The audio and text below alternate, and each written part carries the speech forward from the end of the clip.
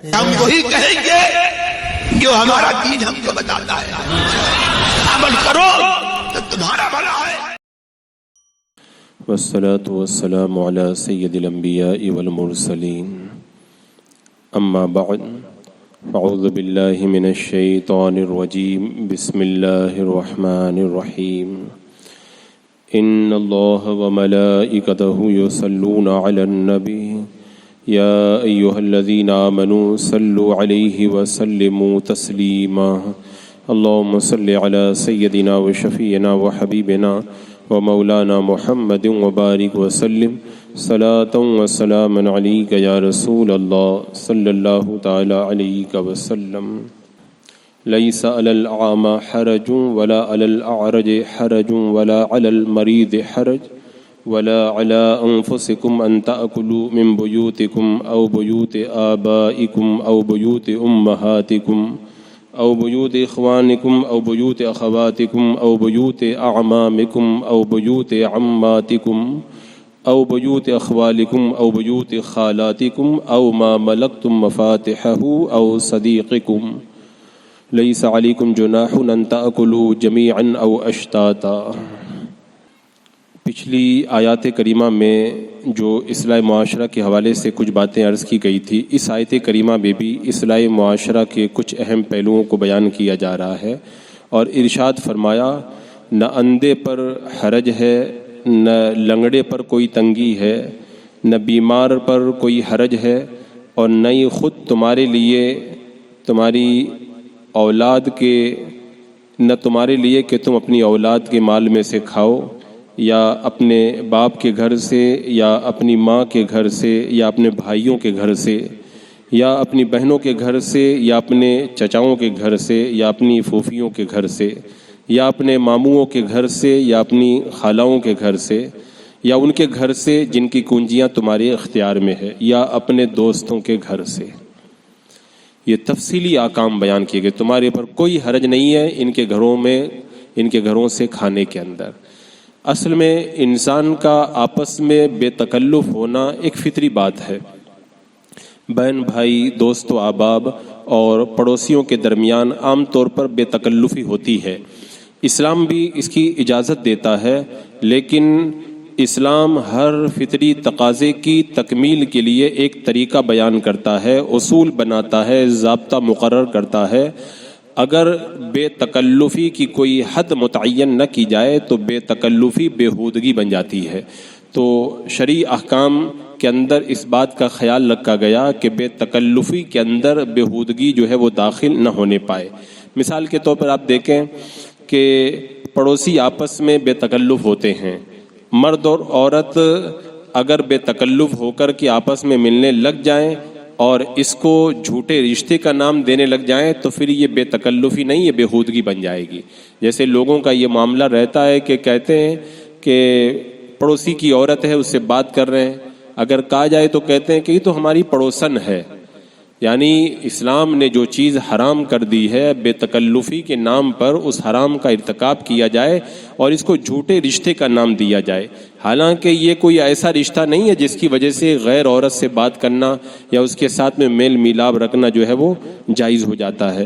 تو اسلام نے بے تکلفی کی جو ہے وہ حد متعین کی ہے، اور آپ جانتے ہیں بے تکلفی کی جو شروعات ہوتی ہے کھانے پینے سے ہوتی ہے۔ قرآن پاک نے جو ہے اس کے لیے یہاں پر اصول بیان کیے کہ دو اصول، ایک بات تو یہ ہے کہ کون لوگ آپس میں کھا پی سکتے ہیں، اور دوسرا یہ کہ بے تکلفی کی اجازت کن کن گھروں کے اندر ہے، کہاں کہاں کن کن گھروں میں تم جا سکتے ہو۔ تو پہلی بات تو یہ ہے کہ اندھا، لنگڑا، بیمار اور یہ سب اس طرح کے معذور سب مل کر کے کھا پی سکتے ہیں، جو معذور ہوں اور جو غیر معذور ہوں۔ یہاں پہ اس آیت کریمہ میں بیان کیا گیا نا، نہ اندھے پر حرج ہے، نہ لنگڑے پر کوئی تنگی ہے، نہ بیمار پہ کوئی حرج ہے، اور اپنے اولاد کے گھر سے بھی کھاؤ، اپنے باپ کے گھر سے کھاؤ، ماں کے گھر سے، بھائی کے گھر سے، بہن، چچا، اسی طرح پھوپھی، ماموں، خالہ کے گھر سے کھاؤ۔ تو یہ جو حکم دیا گیا اس کا مطلب یہی ہے کہ اس دور کے اندر جب یہ آیات نازل ہوئیں تو تکلف بڑھتا جاتا تھا، معذور لوگ صحت مند لوگوں کے ساتھ میں کھانے سے کتراتے تھے، خاص طور سے جن کا اس آیت کریمہ میں ذکر کیا گیا. اندھا یہ سمجھتا تھا کہ میں اگر ان کے ساتھ میں مل کر کے کھاؤں گا مجھے پتہ ہی نہیں چلے گا میں زیادہ کھا لیا یا کم کھایا تو سامنے والے کو تکلیف نہ ہو، تو وہ تھوڑا تکلف کرتے تھے. لنگڑا آدمی یہ سوچتا تھا کہ اگر میں ان کے ساتھ میں بیٹھ کر کے کھاؤں گا تو میں اچھی طرح بیٹھ نہیں پاتا ہوں، زیادہ جگہ لے لوں گا، پاس والے کو تکلیف ہوگی، تو وہ بھی تکلف کرتا تھا. اسی طرح بہت سارے لوگ آپس کے اندر تکلفات کا شکار ہو رہے تھے. اس لیے اسلام نے اس کی وضاحت کر دی کہ اس کے اندر کوئی حرج نہیں ہے، یہ معذور اور غیر معذور آپس میں مل کر کے کھا پی سکتے ہیں. ایک وجہ اس کی یہ بھی تھی کہ تندرست لوگ اور بیمار لوگ جب آپس میں ایک ساتھ میں کھانا کھاتے تھے تو کبھی کبھی تندرست لوگوں کو ان بیماروں سے کچھ کراہت ہو جاتی تھی. تو اسلام نے یہ حکم دیا کہ کراہت کرنے کی ضرورت نہیں ہے، بلکہ تم ان کے ساتھ میں کھا پی سکتے ہو. اس ساتھ میں کھانے پینے کے اندر کوئی حرج نہیں ہے، تمہارے لیے ان کے ساتھ میں کھانا پینا جائز ہے. یہ اصول، یہ ضابطہ بنایا اور اسلام نے حکم دیا. میرے آقا علیہ السلام کا فرمان ہے کہ انسان کے لیے حلال ترین غذا وہ ہے جو اپنے ہاتھ سے کماتا ہے، اور انسان کی بہترین کمائی اپنی اولاد ہے. یعنی اس آیت کریمہ میں فرمایا نا کہ تم اپنے اولاد کے گھروں سے بھی کھا سکتے ہو. تو اولاد کے گھر میں کھانے کے لیے تکلف کی کوئی ضرورت نہیں ہے. اللہ کے رسول علیہ السلام نے ایک موقع پہ فرمایا کہ تو اور تیرا مال تیرے باپ کا ہے.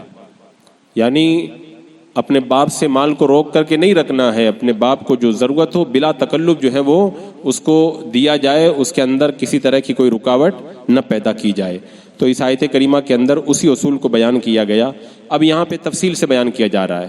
ان تاکلوا من بیوتکم، اپنی اولاد کے گھروں سے بھی تم کھا سکتے ہو. اسی طرح اپنے باپ دادا ماؤں کے گھروں سے کھا سکتے ہو، بھائیوں کے گھروں سے کھا سکتے ہو. اور آگے فرمایا کہ اسی طرح بہنوں کے گھر سے بھی کھا سکتے ہو. آج آپ دیکھیں ہندوؤں کے ساتھ میں میل ملاو کی وجہ سے آج کل کچھ لوگ جب بہن کے گھر جاتے ہیں تو بہن کے گھر پہ کچھ نہیں کھاتے ہیں.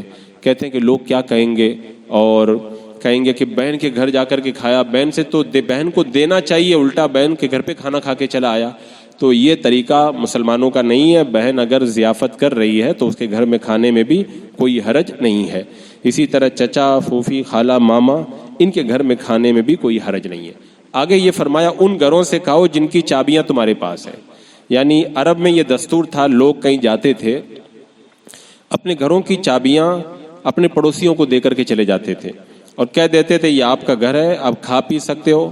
یہ رواج صحابہ کرام میں بھی تھا، لیکن صحابہ اپنے بھائیوں کے گھروں کی چابیاں لے کر گھر کی حفاظت تو کرتے تھے لیکن کھاتے پیتے نہیں تھے اور استعمال نہیں کرتے تھے. اس کو تقویٰ کے خلاف سمجھتے تھے. تو ایک بار یہ حارث بن عمرو کا واقعہ ہے. وہ کسی جہاد میں اللہ کے رسول علیہ السلام کے ساتھ میں جانے لگے. اپنے گھر اور گھر والوں کی نگرانی اپنے دوست مالک بن زید کو دے کر کے چلے گئے. جب حضرت حارث واپس آئے تو دوست بہت کمزور ہو گئے تھے، پریشان تھے. پوچھا کہ تمہاری حالت ایسی کیوں ہو گئی؟ تو انہوں نے حضرت مالک نے بتایا کہ آپ کی عدم موجودگی میں آپ کے گھر سے کچھ کھانا پینا میں نے مناسب نہیں سمجھا، کچھ کھایا نہیں، کمزور ہو گیا. حضرت حارث کو بڑا افسوس ہوا. انہوں نے یہ معاملہ اللہ کے رسول علیہ السلام کی بارگاہ میں پیش کیا تو کہا کہ یا رسول اللہ مجھے بڑا دکھ ہوا اس کا. تو اللہ تبارک و تعالیٰ نے اس موقع پر یہ آیت کریمہ نازل فرمائی اور بتا دیا کہ تم ان کے گھروں سے کھا پی سکتے ہو، کھانے پینے میں کوئی حرج نہیں ہے جب کہ وہ تم کو اجازت دے دے. آگے فرمایا او بیوت صدیقکم، اپنے مخلص دوستوں کے گھر سے بھی کھا سکتے ہو.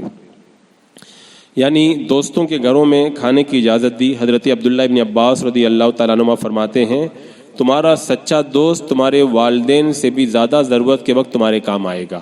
اور اسی لیے روایت میں ہے کہ قیامت کے دن جب جہنمی فریاد کریں گے تو جواب میں یہ نہیں کہا جائے گا کہ تمہارے ماں باپ تمہاری فریاد نہیں سنیں گے، ماں باپ کا نام نہیں لیا جائے گا، بلکہ کہا جائے گا فما لنا من شافعین ولا صدیق حمین، نہ تمہاری سفارشی ہیں اور نہ تمہارے سچے پکے دوست ہیں. یعنی ماں باپ کا نام نہیں لیا جا رہا ہے، دوستوں کا نام لیا جا رہا ہے. بولے آج تو تمہارے دوست بھی تمہاری سننے والے نہیں ہیں.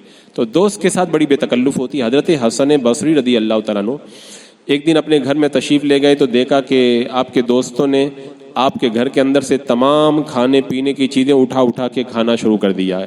آپ دیکھ کے بڑے خوش ہوئے. فرمایا ہم نے دیکھا کہ جب اہل بدر ایک دوسرے سے ملتے تھے تو بڑے خوش ہوتے تھے، آج تم کو دیکھ کر مجھے وہی خوشی حاصل ہوئی ہے۔ یہ اس دور کے بزرگوں کا حال تھا۔ اب آج تو اگر دوست کے گھر میں بغیر پوچھے کوئی کھا لینا تو دوست قیامت کھڑی کر دیتا ہے۔ حضرت فتح موصلی رحمۃ اللہ تعالیٰ علیہ اپنے کسی دوست کے گھر تشریف لے گئے، دوست گھر پہ نہیں تھا، جو ان کی باندی تھی، نوکرانی تھی، خادمہ، اس نے کہا کہ ان سے کہا کہ وہ تھیلا لے کر کے آؤ جس کے اندر ان کا پیسہ رکھا ہے، دراہیم و دنانیر۔ کنیز لائی تھیلا اور لا کر کے ان کو دے دیا۔ انہوں نے اس میں سے کچھ پیسہ نکالا، واپس تھیلا واپس کر دیا۔ جب ان کے دوست گھر کے مالک آئے تو باندی نے کہا کہ وہ آپ کے دوست آئے تھے، پیسہ مانگ رہے تھے، میں نے تھیلا اٹھا کے دے دیا تھا، وہ تھوڑا سا پیسہ لیے چلے گئے۔ اگر آج کا کوئی دوست ہوتا نا تو کہتے کہ تم نے میری تجوری کی چابی میرے پوچھے بغیر فلانے کو کیوں دے دی؟ لیکن اس دور کے دوستوں میں اتنی محبت تھی، اتنا خوش ہوئے، اس خوشی کے اندر اپنی باندی کو آزاد کر دیا۔ جا، میں نے تجھے آزاد کر دیا ہے، تو نے میرے دوست کی اتنی جو ہے وہ خدمت کی اور دوست کے ساتھ میں تو نے ایسا اچھا برتاؤ کیا، جا میں تجھے آزاد کرتا ہوں۔ تو یہ جو حکم دیا گیا دوست کے گھر سے کھا سکتے ہو جب پتہ ہو کہ دوست کو تکلیف نہیں ہوگی، بے تکلفی ہے اور بغیر پوچھے بھی کھا لیں گے تو نہیں، تو اگر پتہ ہے کہ وہ ناراض ہوگا تب تو بغیر پوچھے اس کے گھر سے کھانا پینا یہ جائز نہیں ہے۔ حضرت شیخ شہاب الدین سہروردی رحمۃ اللہ تعالیٰ علیہ اپنی کتاب عوارف المعارف میں فرماتے ہیں، جب دوست سے کوئی چیز مانگی جائے تو وہ کہے تھوڑی ہے یا اسے اپنے مصرف میں لاؤں گا، مجھے کام ہے، تو ایسا جواب دینے والا دوست ہوتا ہی نہیں ہے۔ دوست تو وہ ہوتا ہے کہ جو بھی پاس ہے دوست مانگے تو بغیر کسی ہیلا حوالہ کے ڈائریکٹ اپنے دوست کے سامنے لا کر کے سپرد کر دے، یہ دوستی ہوا کرتی ہے۔ اور مفسرین فرماتے ہیں دوست کی اجازت کے بغیر اس کے گھر سے کچھ لینا اس وقت جائز ہے جبکہ یقین کے ساتھ معلوم ہو کہ دوست کے دل کے اوپر بوجھ نہیں ہوگا، اور اگر پتہ ہے کہ بوجھ ہوگا تب تو اس کے گھر سے جو ہے وہ اس کی اجازت کے بغیر لینا جائز نہیں ہے۔ تو اب اس آیت کریمہ کا مطلب یہ ہوا، یہ جتنے لوگوں کا ذکر ہوا ہے ان کے گھروں سے ضرورت کے وقت میں ضرورت کے مطابق بغیر اجازت بھی کھا پی سکتے ہیں، اس میں کوئی گناہ نہیں ہے، اور اگرچہ وہ گھر پہ نہ ہو لیکن اگر پتہ ہو کہ انہیں تکلیف ہوگی تو بغیر اجازت ان کے گھر سے کھانے سے پرہیز کرنا چاہیے۔ اور آگے اللہ تبارک و تعالیٰ نے ارشاد فرمایا لیس علیکم جناح ان تاکلوا جميعا واشتاتا، تم پر کوئی گناہ نہیں ہے تم اکٹھے ہو کے کھاؤ یا اکیلے اکیلے کھاؤ۔ یہ آیت کریمہ اس وقت نازل ہوئی، بنی لیس کنانہ کے ایک قبیلے کا نام ہے، وہ اکیلے ہو کے نہیں کھاتے تھے، وہ ایسے تھے کہ مہمان کا انتظار کرتے تھے، مہمان آئے گا تو کھائیں گے، اور کبھی کبھی شام ہو جاتی تھی مہمان نہیں آتا تھا اور وہ بھوکے رہ جاتے تھے، تو اللہ تعالیٰ نے آیت کریمہ نازل فرمائی، ارشاد فرمایا تم پر کوئی حرج نہیں، اکیلے بھی کھا سکتے ہو اور مل جل کر کے بھی کھا سکتے ہو، لیکن مل جل کر کے کھانے میں اس بات کا خیال ہونا چاہیے کہ مرد اور عورت کا آپس میں خلط ملط نہ ہو۔ مثال کے طور پر دوستوں کو ایک ساتھ میں کھانے کی اجازت ہے، لیکن اگر کوئی دوست کی بیوی بھی ساتھ میں ہے تو وہ پھر پردہ اس کا ہونا چاہیے۔ آج کل جو پارٹیاں ہو رہی ہیں نا کہ تو تیری بیوی لے کے ہاں میں اپنی بیوی کو لاتا ہوں اور پارٹی کرتے ہیں اور پھر بے تکلفی ہوتی ہے، اسلام اس بات کی اجازت کبھی بھی نہیں دیتا ہے۔ اور کھانا دعوتوں کا ہو یا روز کا ہو، کوشش یہ کیجئے کہ مل کے کھایا جائے۔ یہ آج کل الگ الگ کھانے کی جو بدعت نکلی ہے اس کی وجہ سے دلوں میں محبتیں بہت کم ہو گئی ہیں۔ افضل یہ ہے کہ مل کے کھائیں تاکہ محبت پیدا ہو۔ حضرت وحش بن حرب سے روایت ہے، ایک بار اللہ کے رسول علیہ السلام سے کچھ صحابہ نے کہا یا رسول اللہ ہم کھاتے ہیں لیکن پیٹ نہیں بھرتا ہے۔ اللہ کے رسول علیہ السلام نے ارشاد فرمایا کہ شاید تم لوگ الگ الگ کھاتے ہو۔ عرض کی ہاں یا رسول اللہ، تو میرا آقا علیہ السلام نے ارشاد فرمایا فاجتمعوا علی طعامکم واذکروا اسم اللہ یبارک لکم، فرمایا کہ جمع ہو کے کھاؤ، بسم اللہ کہہ کر کے کھاؤ، تمہیں برکت دی جائے گی، اللہ تعالیٰ تمہیں برکت عطا فرمائے گا اور تمہارا پیٹ بھی بھرے گا۔ حضرت عمر کہتے ہیں اللہ کے رسول علیہ السلام نے فرمایا کلوا جمیعا ولا تفرقوا فإن البرکۃ مع الجماعہ، مل کر کے کھاؤ، الگ الگ نہ کھاؤ، کیونکہ برکت لوگوں کے ساتھ مل کر کے کھانے کے اندر ہے، اور یہ کھانا مل کر کے یہ سنت طریقہ بھی ہے۔ لیکن آج کل چونکہ آدمی کام پر رہتا ہے تو ساتھ میں کھانے کا موقع نہیں مل پاتا، تو کم سے کم ایسا کریں کبھی موقع نکال کر کے گھر والے سب اکٹھا ہو کے کھایا کریں۔ اگر روزانہ وقت نہیں ملتا تو کبھی کبھی ایسا کریں تاکہ جو ہے وہ اللہ تبارک و تعالیٰ اس سے رزق کے اندر برکتیں عطا فرمائے۔ میرے آقا صلی اللہ تعالیٰ علیہ وسلم نے ارشاد فرمایا جو کوئی تم میں سے کچھ کھائے اور ضرورت مند اسے دیکھتا رہے تو اسے اپنے ساتھ شریک نہ کرے، تو وہ ایسی بیماری میں مبتلا ہو جائے گا جس کا کوئی علاج نہیں ہے. یعنی بندہ اکیلا کھا جائے اور کوئی پریشان حال آدمی ہے وہ دیکھ رہا ہے لیکن اس کو نہیں دے رہا ہے, تو اللہ تعالیٰ اس کو ایسی بیماری میں مبتلا کرے گا کہ اس کا کوئی علاج نہیں ہوگا.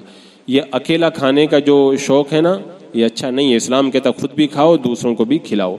اور یہاں پر یہ جو ارشاد فرمایا گیا کہ آگے جو آیت کے اندر ارشاد ہو رہا ہے اسی سے متعلق ایک اور دوسرا حکم بیان کیا جا رہا ہے.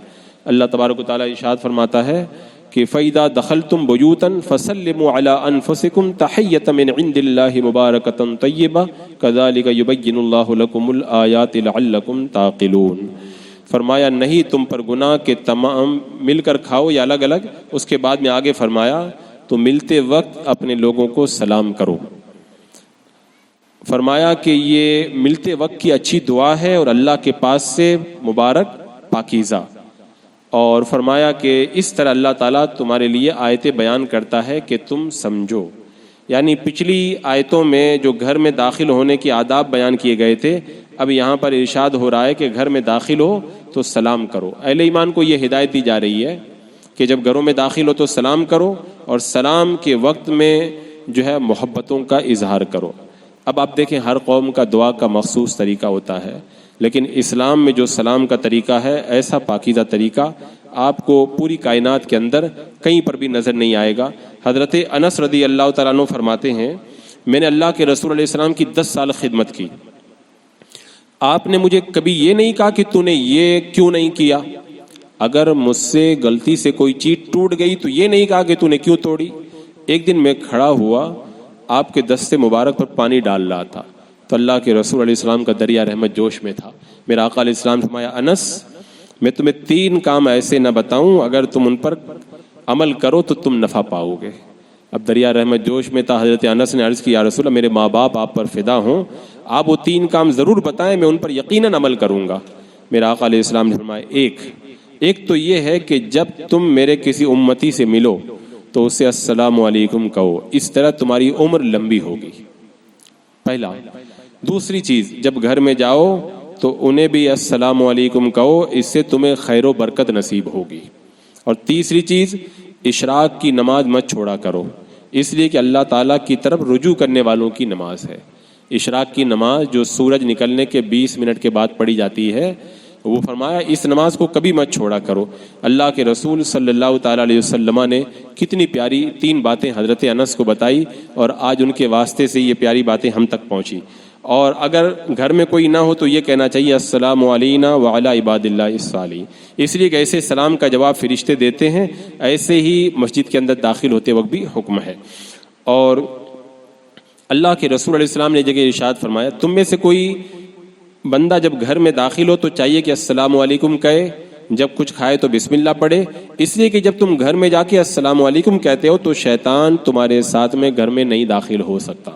یعنی جب بندہ یہ بسم اللہ پڑھ لیتا ہے تو پھر شیطان کو جو ہے وہ گھر میں رہنے کا بھی موقع نہیں ملتا اور کھانے کا بھی موقع نہیں ملتا. اور اگر کوئی گھر میں داخل ہوتے وقت سلام بھی نہ کرے اور کھانے سے پہلے بسم اللہ بھی نہ پڑھے تو پھر جو ہے وہ شیطان رات کے اندر گھر میں رات بھی گزارتا ہے اور اس کے ساتھ کھانا بھی کھاتا ہے. تو بسم اللہ اور سلام کو ترک نہیں کرنا چاہیے. آگے صاحب رول بیان کرتے ہیں کہ یہ سلام کرنا چاہیے لیکن گمراہوں کو سلام نہیں کرنا چاہیے. آج کل کچھ لوگ کہتے ہیں نا یہ اعلیٰ حضرت نے یہ سب فتویٰ دے دیا ہے, یہ اختلاف پیدا کر دیا ہے. یہ جو صاحب تفسیر ہیں علامہ جو صاحب رول بیان, یہ تو اعلیٰ حضرت سے بہت پہلے کے بزرگ ہیں, انہوں نے یہ مسئلہ بیان فرمایا کہ بد مذہبوں کو سلام نہیں کرنا چاہیے. تو یہ کوئی ہمارا اپنا بنایا ہوا مسئلہ نہیں ہے, یہ تو اہل ایمان کا طریقہ رہا ہے کہ ہمیشہ بد مذہبوں سے وہ دوری اختیار کرتے ہیں اور ان کو کبھی سلام نہیں کیا کرتے ہیں. بسم اللہ الرحمن الرحیم. اللہم صلی علی سیدنا مولانا محمد وبارک وسلم صلاۃ و سلام علیک یا رسول اللہ. یا اللہ یا رحمان یا رحیم العالمین, اپنے محبوبین کے صدقے میں اعمال صالحہ کی توفیق عطا فرما, ہر گناہ ہر برائی سے محفوظ و معمون فرما, ایمان پہ زندگی ایمانی پر خاتمہ عطا فرما.